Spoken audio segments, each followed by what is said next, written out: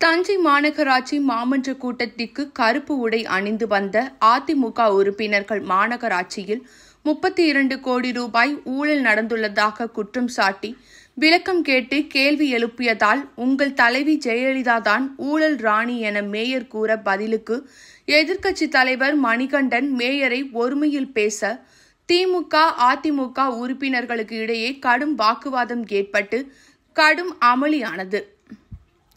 இதனை அடுத்து அதிமுக மாமன்ற உறுப்பினர்கள் கூட்டத்தை புறக்கணித்து வெளிநடப்பு செய்ததால் பரபரப்பு ஏற்பட்டது.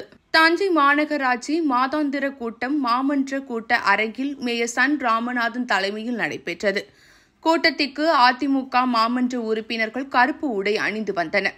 கூட்டத்தில் பேசிய எதிர்க்கட்சித் தலைவர் மணிகண்டன், கடந்த ஆண்டு கடன் இல்லா மாநகராட்சி என பெருமை பேசி விளம்பரம் செய்தீர்கள்.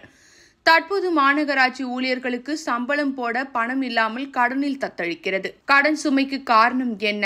தஞ்சை மாநகராட்சியில் 32 கோடி ரூபாய் ஊழல் நடந்துள்ளதாக பத்திரிகைகளில் செய்திகள் வெளியாகின்றன. இதுகுறித்து ஆணையர் பதில் அளிக்க வேண்டும் என அதிமுக உறுப்பினர்கள் ஒன்று கூடி கேள்வி எழுப்பினர். எதிர்க்கட்சி உறுப்பினர்களின் கேள்விக்கு ஆணையர் பதில் அளிக்க முடியாமல் தடுமாறினார்.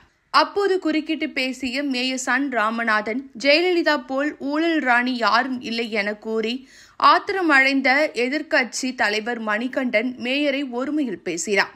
இதனால் இருதரப்பு உறுப்பினர்களுக்கும் இடையே வாக்குவாதம் ஏற்பட்டு கடும் அமளி உருவானது. இரு தரப்பினரும் ஒருவரை ஒருவர் மாறி மாறி விமர்சனம் செய்து கொண்டதால் பரபரப்பு ஏற்பட்டது.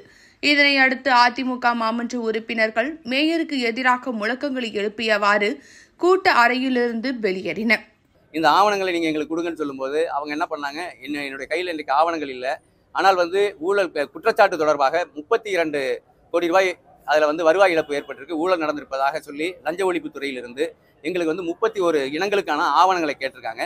அந்த ஆவணங்களை நாங்கள் அவங்கள்ட்ட ஒப்படைச்சிருக்கோம்னு சொல்லியிருக்காங்க. அப்படி ஆணையர் அந்த ஆவணங்களை ஒப்படைக்கும் போது நீங்கள் தவறு நடக்காமல் எதற்காக அந்த ஆவணங்களை ஒப்படைத்திருக்கீங்க, அப்போ தவறு நடந்தது குற்றச்சாட்டை ஒத்துக்குங்க அப்படின்னு சொல்லும்போது மேயர் குறுக்கிட்டு திசை திருப்பும் விதமாக புரட்சித் தலைவர் அம்மா அவருடைய பெயரை சொல்லி ஒருமையில் சொல்லி உங்களுடைய ஆட்சி காலத்தில் ஊழல் நடந்ததாக சொல்லி இந்த பிரச்சனையை திசை திருப்பினார்.